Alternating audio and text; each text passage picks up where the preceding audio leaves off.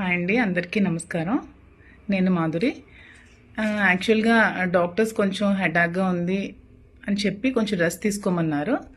అలానే నేను నా సోషల్ మీడియాలో ఇన్స్టా వేదికగా ఒక పోస్ట్ పెట్టాను. నేను రెస్ట్ తీసుకుందాం అనుకుంటున్నాను, కొద్ది రోజుల తర్వాత మళ్ళీ మీ ముందుకు వస్తాను అని చెప్పి. ఇలా రెస్ట్ తీసుకుందాం అనుకున్నప్పుడు నేను న్యూస్ ఛానల్స్లో నిన్నే చూశానండి. దువ్వాడ వాణి అనే ఆవిడ మళ్ళీ నా మీద కామెంట్స్ చేసింది. ఆ కామెంట్స్ చేసినందుకే నేను మళ్ళీ మీ ముందుకు రావాల్సి వచ్చింది. అవి ఏ విధమైన కామెంట్స్ అంటే, నా వల్ల శ్రీనివాస్ గారికి థ్రెట్ ఉందని, నా వల్ల దువ్వాడ వాణికి థ్రెట్ ఉందని ఆవిడ కామెంట్స్ చేసింది. సో నా వల్ల థ్రెట్ ఉందనుకుంటే దువ్వాడ శ్రీనివాస్ గారికి 2 years నుంచి ఎవరు చూస్తున్నారండి? 2 years నుంచి అతను ఆలనా పాలనా అంతా ఎవరు చూసుకుంటున్నారు? ఏమే వచ్చి చూసుకుంది? నేనే కదా చూసుకున్నది. మరి 2 years ముందు నుంచి లేని థ్రెట్ ఇప్పుడు ఎందుకండి వస్తుంది సడన్గా? మరి ఈవిడే కదా మీ మీడియా అందరినీ పిలిచి మాధురి శ్రీనివాస్ గారితో ఇదే ఇంట్లో 2 years నుంచి ఉందని చెప్పే కదా ఫస్ట్ ఎలిగేషన్ స్టార్ట్ చేసింది. మీ మీడియా సాక్షిగా తన అందరికీ పిలిచి దివల్ మాధురి అనే అమ్మాయి శ్రీనివాస్ గారితో ఈ ఇంట్లో 2 years నుంచి ఉంటుంది అని చెప్పి కామెంట్స్ చేస్తూ ఆమె ఇక్కడికి వచ్చి ధర్నా స్టార్ట్ చేసింది. అది ఏ విధంగా చేసిందో మీరే చూశారు. టచ్ పాస్ చేసి డోర్స్ విరగొట్టి గోడలు విరగొట్టి ఒక 10 మందిని తీసుకొచ్చి శ్రీను గారి మీద అటాక్ చేయడానికి చూసింది. ఈవెన్ చంపడానికి కూడా ట్రై చేసింది ఆ 10 మందితో కలిసి.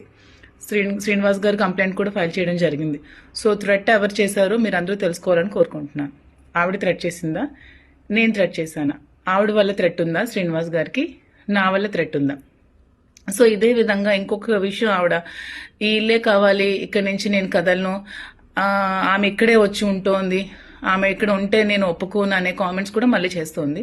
సో ఆ కామెంట్స్ చేసింది కాబట్టి నేను రెస్పాండ్ అవ్వాల్సి వస్తుంది. ఆమె ఇక్కడే వచ్చి ఉంటోంది ఉంటాది అనే దానికి ఉంటే మేము ఉంటామండి. ఎందుకంటే శ్రీనివాస్ గారికి పార్థిసం మాషార్ అనే వ్యక్తికి స్థలం తీసుకున్నప్పుడు అతనికి ఒక 60 lakhs ఎలా పెండింగ్ ఉన్నారు.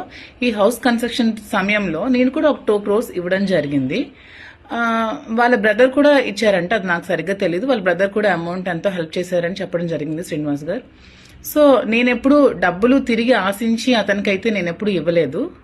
కానీ ఇదే ఇల్లు ఆమె కావాలి, ఇక్కడే నేను కూర్చుంటాను, ఇక్కడి నుంచి నేను కదలను అనుకున్నప్పుడు నాకు కూడా హౌస్ మీద రైట్ ఉంది. కాబట్టి నాకు ఇవ్వాల్సిన 2 crores అమౌంట్ నాకు ఆమె ఇచ్చేసి ఆ ఇంటిని తీసుకుంటాదా, లేకపోతే ఆ ఇల్లు ఖాళీ చేసి ఆమెకి ఒక 6 కోట్లు పెట్టి ఇంద్రభవనం లాంటి ఇల్లు శ్రీను గారు కట్టి ఇచ్చి ఆ ఇంట్లో ఆమెకి సకల భోగాలు కల్పించి అతను నడు రోడ్డు మీద ఉన్నారు కాబట్టి సో ఆ ఇంటికి ఆమె వెళ్ళిపోయి ఇతన్ని కూడా ఆ ఇంటికి తీసుకెళ్లి అక్కడ లీగల్గా ఏమైనా ప్రొసీడింగ్స్ చేసుకుంటారా, ఇంకా ఏ విధంగా పడతారో వాళ్ళ ఇష్టం.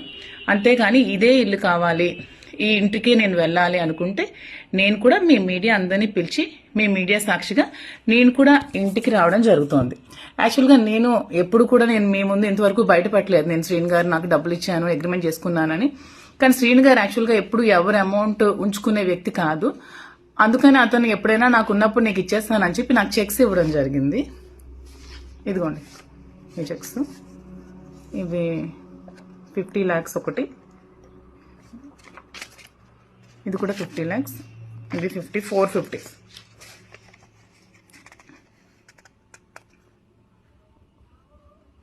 సో ఇవి కూడా నేను ఇప్పుడు చూపించిన దానికి నేనేదో ఆశించి నేను డబ్బులు ఇచ్చానని చెప్పడానికి కాదు. ఆమె ఆ ఇల్లు కావాలి, నాకు ఇక్కడే నేను ఉంటాను, ఈ ఇల్లుకి ఎవరికి రైట్ లేదు అని అంటోంది కాబట్టి నేను చూపించాల్సి వచ్చిందండి. సో ఈ అమౌంట్ నాకు క్లియర్ చేసేసి ఆమె ఇల్లు తీసుకుంటుందా, లేకపోతే ఆమెకి శ్రీనివాస్ గారు ఇచ్చిన ఇంటికి వెళ్ళి శ్రీనివాస్ గారితో ఏమైనా లీగల్గా ప్రాబ్లమ్స్ ఉంటే తేల్చుకుంటుందా? సో మీరే ప్రజలే డిసైడ్ చేయాలండి. సో ఇంకా నేను కూడా ఇంకా ఈ ఎలిగేషన్స్ ఏమి చేస్తే నేను కూడా ఇంకా రేపు వెళ్ళి మీడియా వాళ్ళని కూర్చోబెట్టి నేను కూడా అక్కడ కూర్చుంటాను. నాకు ఇవ్వాల్సిన అమౌంట్ వచ్చినంత వరకు నేను కూర్చుంటాను. ఇది త్వరగా క్లియర్ చేసుకుంటే మంచిదండి. దీన్ని రాజకీయ ఉద్దేశంతో ఇంకా ప్రొలాంగ్ చేసి ఇంకా చేయాల్సిన అవసరం లేదు.